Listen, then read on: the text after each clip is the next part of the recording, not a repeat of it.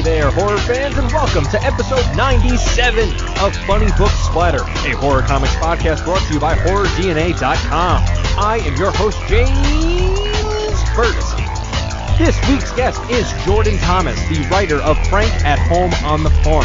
This indie comic is super unsettling and will have you looking over your shoulder for hours after reading. Jordan is currently running a Kickstarter campaign to fund the release of the second issue. I got to pick his brain about the creation of the book, how he established the disturbing tone, and his experiences in horror and comics. There is still plenty of time to back the Kickstarter campaign for Frank at Home on the Farm. I backed it myself, and I strongly encourage you to do the same. Jordan can be found on Twitter as Jordan_J_Thomas, and Clark Bent, the artist of Frank at Home on the Farm, can be found on Twitter as @ClarkBentArt. That is it for the introduction this time, so let's dive right into episode 97 of Funny Book Splatter with my guest, Jordan Thomas. All right, so Jordan, to start us off, how would you describe Frank at Home on the Farm? Well, I guess when we've been at conventions, we've had different shorthands. So a quick way is The Shining meets Animal Farm, or maybe Animal Farm directed by David Lynch. That kind of thing. But yeah, I guess the basic premise is that Frank returns home after World War I to his little town in England, expecting to be welcomed home by his mum, his dad, his little brother. But he comes back to their family farm to find that they're all missing, and then from there things kind of just get weirder. Yeah, there's a definite unsettling quality with this book of because there are times where it looks like they were just there. Like I love that there was one spot where he puts his finger in like a stew or soup or something like that that's on the stove and it's hot. Yeah. And it's like, oh, they were here, why? And you have this thing of where could they be? They've completely vanished, and it's definitely this kind of air of mystery, but an eerie kind of quality to it. Yeah, definitely. I want to keep the reader unsettled. Mm-hmm. Oh, 1 second, I'm fostering a couple of puppies at the moment, and they're going a bit wild. That's okay. Puppies love horror too. Yeah, definitely. We want to keep the reader guessing, and I really like stuff. I don't know. Have you seen The Haunting of Hill House on Netflix fairly recently? I haven't personally yet, but it's on the list. So that show, you can see that they had a clear idea of what they wanted to do the whole way through.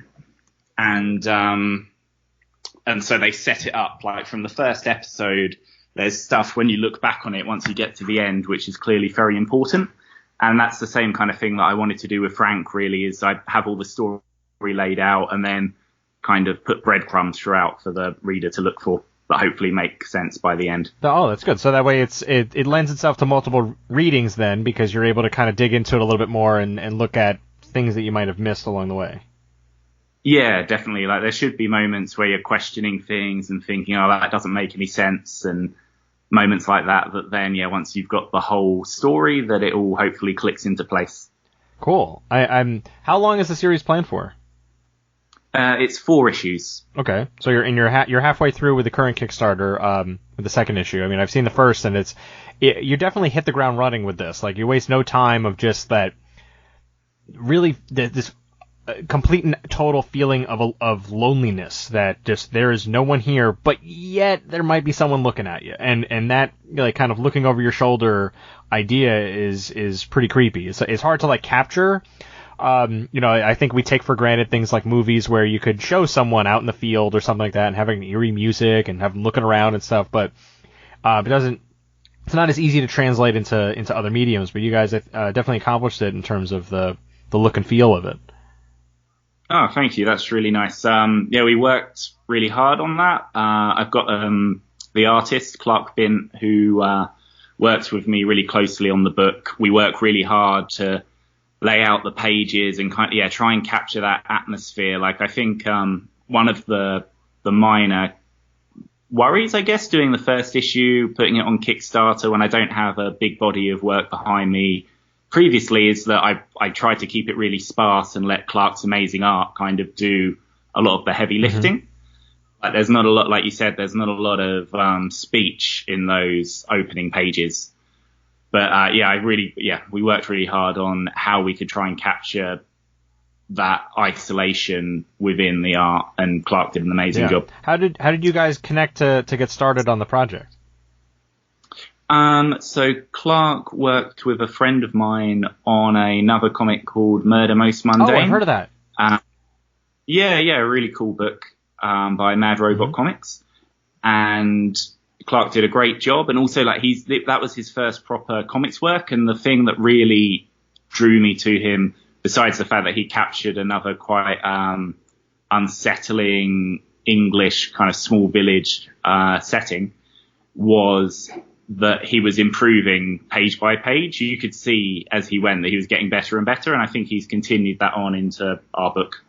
That's awesome. Yeah, I love that. To see an artist's evolution like that is pretty interesting to witness, because it's like, okay, this guy is figuring stuff out and he's getting better and better with each page. Like, you can't necessarily, it's harder to see that for a writer, because all right, like, it's a script and everything like that. Is this better? But to instantly see it in an artist is pretty cool. Yeah, I think it takes, you kind of have to look at a writer's body of work over a much longer period of time to see where they made the jumps and things. But when it comes to the art, it's amazing. Like, well, I said about the puppies and the way that they are getting bigger each day. You can really see new artists in that they seem to grow within issues. Yeah. Now, one thing I'm curious about is the time period. Like, I feel like when people think of World War, they always go to the second one. That was the one seemingly with the bigger villain, the bigger bad.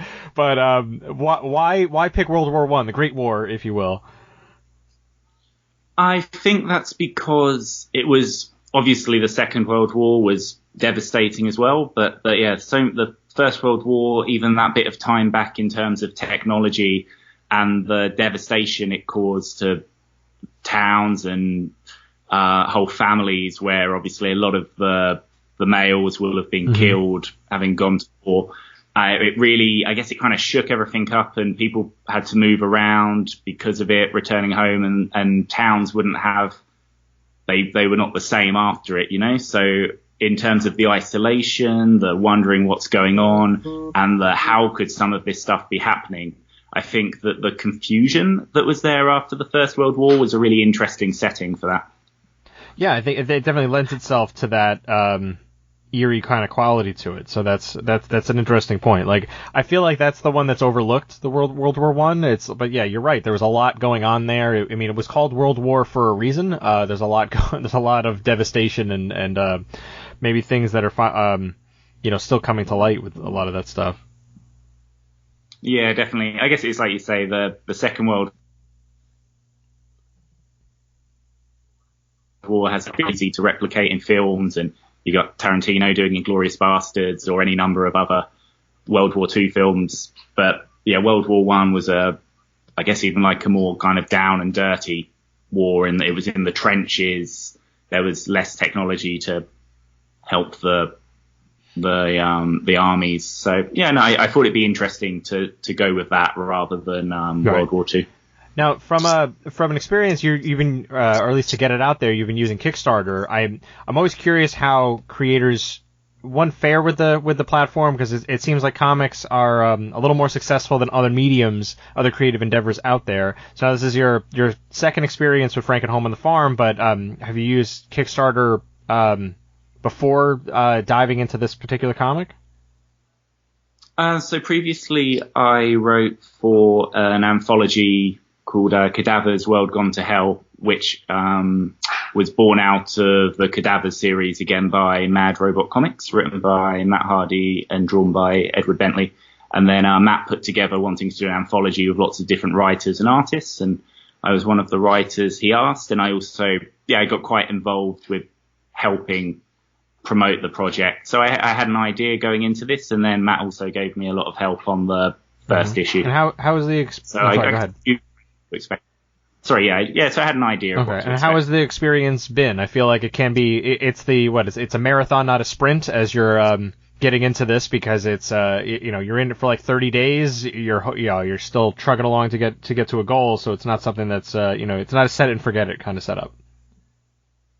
Yeah, no, you're right. It's kind of, although it's like a marathon, it's very intense, because you kind of go to sleep every night thinking about what you're going to do for it tomorrow, wake up every morning and go straight to do what you have to do that day. It's, I guess as well, like there's certain things you learn in that every Kickstarter has a bit of a quiet middle period.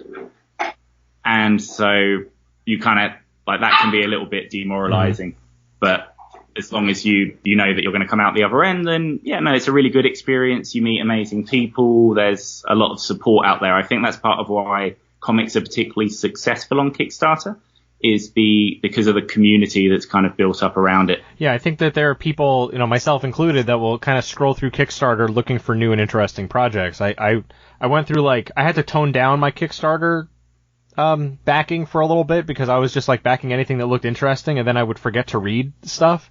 So then when they came back around and they're like, hey, issue 2's here, come out and back. And I'm like, I don't remember if I read this comic or not. I have to look through this. Did I read? Where is it? Where? I have to search through a bunch of stuff to get there. So it's been it was a bit of an addiction, but I think I, reined it in a little bit. Yeah, no, that can definitely happen. Anytime you go on, I think there's around 200 live comic projects there. What we've actually tried to do with Frank is that a lot of the Kickstarter projects, they are kind of getting the money to pay for the art. Whereas I went down the road of I saved up some money and got Clark working way ahead of time. So by the time that the first Kickstarter was live, Clark was finishing off the art. And then it's the same with the second one. So at least we can turn them around every kind of 3 months, as opposed to, you get issue 1 and then it's a year later when issue 2 comes out. And that's nobody's fault. That's just the mechanics of doing it. These things can be quite expensive.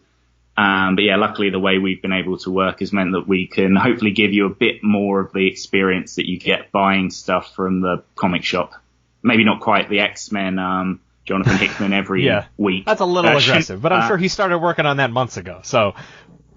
Yeah, but that I think is the way to do it. To have the artwork there, it's such a huge peace of mind for backers because they know that you have skin in the game. You have invested your own funds to make sure this is happening. So, I mean, I've been pretty fortunate that I haven't been a part of too many Kickstarters that have just completely fallen apart. But those happen, and to have the artwork at least mostly done, it shows that hey, we're committed to this. It's going to get done one way or another. This is really to cover printing costs and stuff like that, and it's a big difference. Yeah, definitely. And I guess it lets us do stuff like issue 1, the physical copy had some preview pages for issue 2 in the back, and issue 2 will have preview pages for issue 3, so people can get into it being okay, this is something that's going to happen and going to finish, and I'm not going to get the first issue of a story and then it's going to disappear. Or wait a year to see another chapter in it, so you can get back when it's still a little fresh. Yeah, that's what we try to do anyway. So what was your entry point into comics like? So I mean, everyone has a weird kind of journey into it.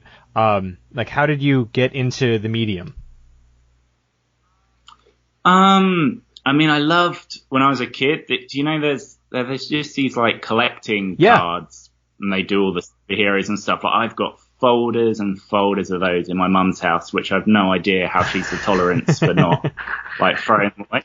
But so me and my dad, when I was a kid, we'd collect those together. So I guess I wasn't really reading comics when I was real young.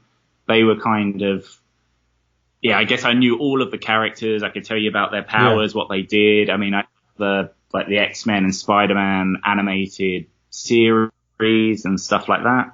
And then when it came to actual reading, properly, seriously reading comics, I think the first series I ever really was okay, I'm going to have this kept for me every week at my local comic shop was 1602 by Neil Gaiman. Yeah. That's a good way to start. I mean, yeah, I just remember I had friends who were into comics, and I remember they were showing each other the designs for the characters, and it's this is really cool. It's the characters that I know, but in a different context, and that seems pretty exciting. And so I started with that, and then I got into the Ultimate stuff because that was a bit less daunting because you haven't got the 600 issues or whatever, Amazing Spider-Man, and from there I've now got several shelves of hardback collections and about 8 long boxes full again in my poor mum's house. Yeah, those Marvel trading cards were such like a hit. Like I think I came into it in a similar fashion where I was aware of the comics, but not necessarily reading them on a regular basis. So to have an understanding of like, oh yeah, no, this is what Executioner's Song was all about. Like I've never read Executioner's Song even to this day, but I just know the gist of it because of what was on the trading cards. Yeah. I think I remember I had the Death of Superman whole card collection, which is like 100 cards dedicated just to that story. So I'd kind of seen the whole story play out with Doomsday and the death and the Supermen that kind of try and follow him afterwards, and like they had all the funeral and everything. So yeah, it's a funny way to experience the story, like, but it sticks with you as well. I mean, I think mine are sitting in binders and stuff. I just found like a huge like holder for them that I think was meant to like hang on a wall, and it probably held like 100 cards, but it was all like folded up. So like I like unfolded this whole thing, and it's probably like, you know, like 4 by 6 feet long, and it's like, this is ridiculous. Like what in my right mind was like, this is a good idea. Like I'm gonna hang this up somewhere. Yeah. That's what you do when you're collecting comic book trading cards, not even baseball cards. Yeah. Yeah, and then you're like, yeah, this is going to be great. Wait till it's like all displayed and stuff, and then you're interested by the time it actually gets around. So now to the it. other half of the equation. So we have the comic book element, but now what about horror brought you into the genre that you needed to tell this kind of story? I guess I've always been a pretty big horror fan. I remember my parents just had absolutely. I think this is more my dad and my mum. Maybe not always knowing about it, but I kind of saw pretty much everything from a really early age. I never seemed to have any like, oh no, this is a 15, you can't watch it because you're 8. So, like The Lost Boys was one of my favorite films by the time I was about 9 years old. We used to watch, I just watched it again recently actually, the Stephen King's It TV miniseries with Tim Curry, you know, the whole like, hey, Georgie, that whole thing, which is really dated now, but I remember being terrifying when I was a kid. I remember running out of the room when in Salem's Lot the little kids floated up to the window and started mocking to come in. So yeah, I guess from a pretty young age, but even now, like I read a lot of horror and love horror comics, like some of the Scott Snyder stuff. Hellblazer was one of my absolute favorite series when it was at Vertigo. So yeah, it's always kind of been a favorite genre of mine pretty much since I could walk. Yeah, there's always, I feel like half of them, it's half of the people that I've spoken to have been either, well, they got into it too early because, you know, they had an older brother or a parent that's just like, yeah, this is great. It's a way to build personality kind of thing. Or they just were picking it up when they, you know, sneaking it around when they weren't supposed to. And like parents are just unaware, or just happy that they were reading. Like, oh yeah, like I mean, that was when I read Stephen King's It, and it was like, well, I was definitely way too young to read that book. But, you know, it's like my parents were like, oh, he's going to read a book and there's like 1,000 pages in it. Good for him. That's going to be great. Yeah, we finally got him away from all those Marvel trading cards. So I guess they're happy I'm not going to be hanging more crap on the walls like that. So that was a good setup. Yeah, again recently. There's definitely, there's that bit that everybody remembers who's read the book. It's like, that's a very weird thing for me to have read when I was about 50. I know that's, and I remember like when the latest movie had come out, there was always like, you know, Stephen King talks that scene and why it's not in the movie. And it's like, yeah, thank God it's not in the movie. Yeah, even in hindsight, that doesn't make any damn sense. But you know what? Like, good. It's not in the movie. It's going to be really awkward to understand. Yeah, I think I gave it more credit as well in terms of thinking back until I read it again. Like, I felt like there was something very cosmic about it all and it was necessary. But reading it again, it really just comes across as like they needed to relax a bit to remember the way out. Which is really weird.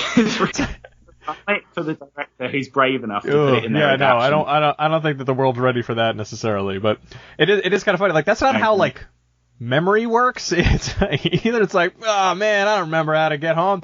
If only we had a GPS or something. I know what'll figure it out. Like, take your pants off. Like, no, that's not how that works, man.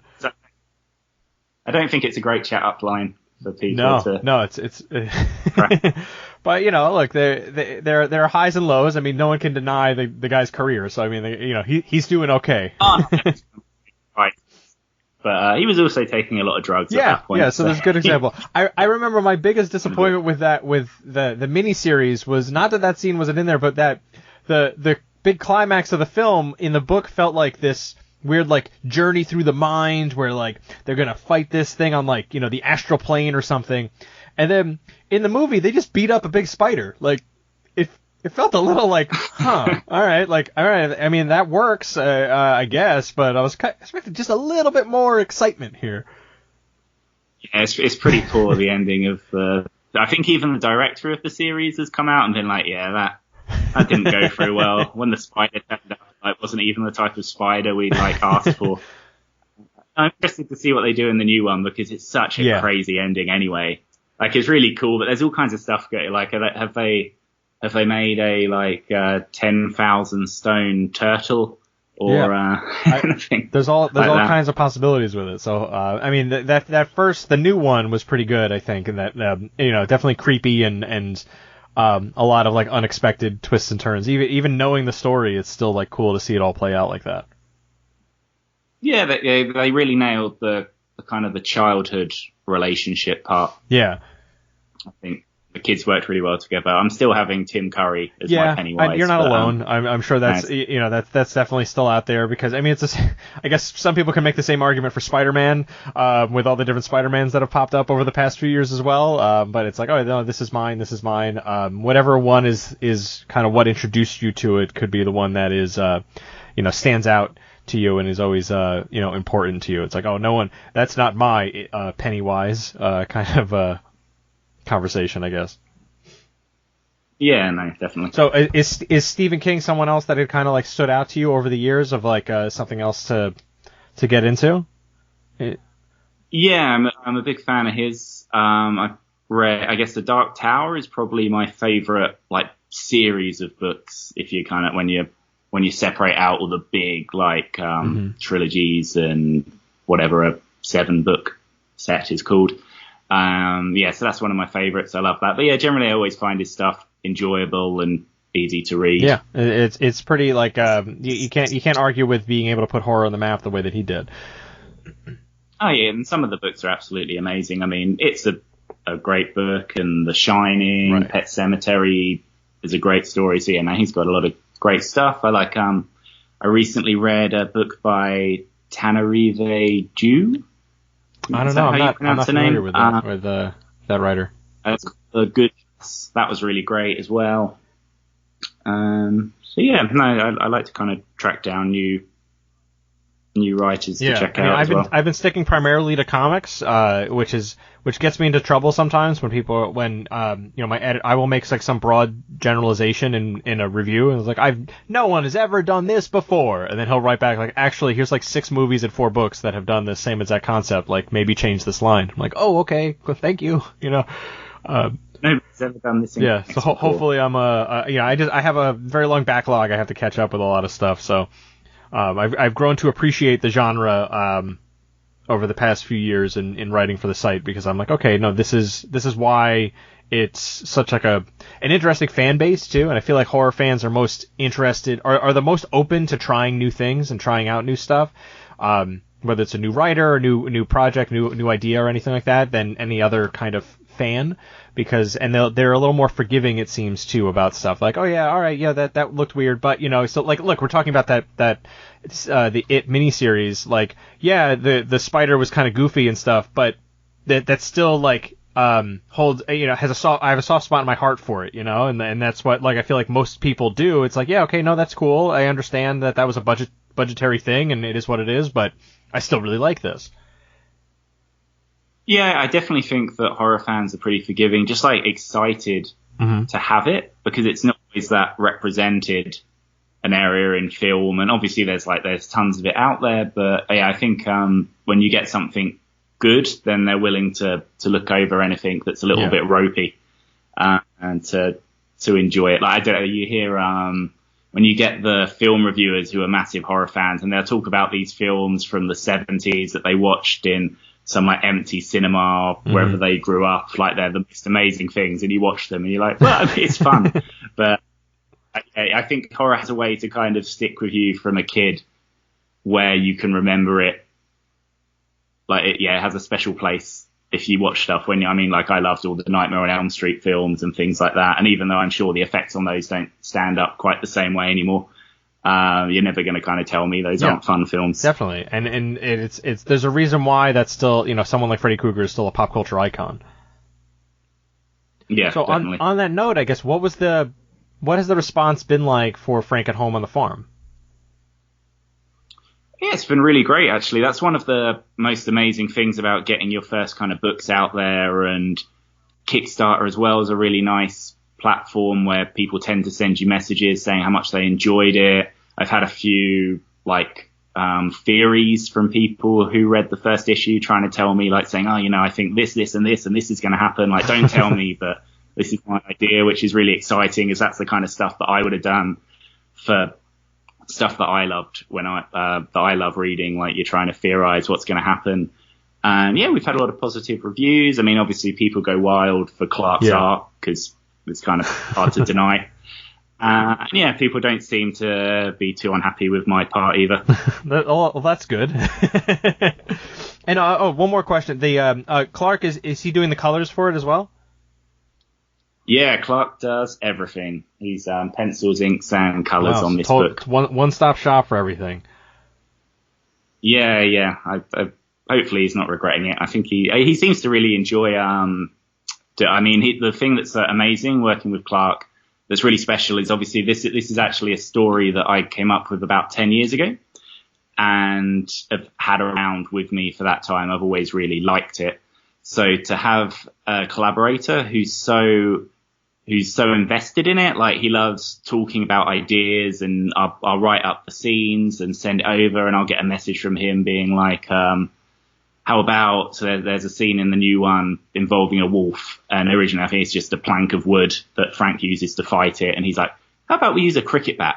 And stuff like this. He's not someone who just takes what he gets given and is like, okay, I guess I'll draw that. If he's got different ideas, then he'll bring them forward, and he'll think a lot about Frank's state of mind and how that impacts on the colors and the page layouts. He's amazing at page layouts. Yeah, I mean, that was something that really stood out for the first issue, is just I'm a sucker for when there's those mini panels that focus in on a key detail or something like that, because it works incredibly well in horror books, because it's you get this feeling of what you might see in a movie where you're looking at all the creepy things that are around you, that just kind of builds into this claustrophobic feeling of just an unsettling quality, and that just works perfectly in this book with all these little details about whether it's just a little glance at something or something like that just kind of, I don't know, freaks me out. So I love the panel layouts for this book. It really stands out. Yeah, you're lucky when you find an artist who's willing to do that, because you can imagine the amount of time and pain that goes into doing these kind of coin-sized panels and things all over the place. But yeah, I think what you were saying at the beginning about the atmosphere, I think a big part of that's in all of these kind of tiny little silent panels, kind of leading your eye around a unsettling location. And I get the impression that it's I don't want to say another level of care, but it's one of those things where it's it's really going to put this over the edge if I draw another dozen tiny little panels on this. And if they want to do it, it's not an everyday kind of thing, but it's this is something special to bring out and focus in on it. So I don't see it too often, but I think it definitely pays off in the horror space when it's done, because it seems to really stick out and provide that extra layer of fear. Yeah, and it's really good that it's kind of worked, because it does take a lot of time, but I think Clark, he's got some kind of odd good problem where he really likes doing all of that stuff. Of artists you go to and they'll be like, look, you've got 18 panels here and we can do it in 2, and they're kind of more into that. But he really likes it, and I guess I try and balance when I ask him to do it. I think you referenced in the review the panel with all the tiny the double page with tiny panels. One I actually drew out the layout for that one myself, because I had a really clear idea of how I wanted it, with them dropping off the page. and then was just hopeful that he'd be willing to do it. And yeah, luckily he was, as that was quite an important page for me in terms of trying to show you just how much Frank's kind of torn through the house trying to find any kind of crumb of information. And then maybe other panels like the nightmare scenes, I pretty much just gave him a bullet point list of some stuff I wanted to see and just said, that's have great. fun. And he's able to flex those muscles then and really deliver some pretty creepy stuff. So that's awesome. Yeah, no, we have a really good working relationship. Great. So, I mean, the Kickstarter's still running. It looks like it's going strong for issue 2. You're pretty close to the goal now. There's still plenty of time for folks to back. Anything else you guys want to like tease going into the Kickstarter aside from the fact that you're going to get some preview pages for issue 3? Anything else that you want to chat about the book or anything like that? Yeah, so it's going well. We're at 80% funded and around just over halfway through the campaign, which is really cool. If you back the book on Kickstarter, then you'll get your name written in the back of the book, which is a nice little bonus. Also, we have a few special tiers that where Clark will actually do a drawing of you with a farmyard animal of your choice, which is pretty fun. You can get original pages from the book. And I think, you've seen the art. I wouldn't be surprised if Clark's working on some more higher profile work for some different companies pretty soon. So, so some of those could be really cool. There's only a limited number of those. So if people are interested in that kind of thing, seeing them done in beautiful detail next to a horse or something in a field in inks, then yeah, those are available.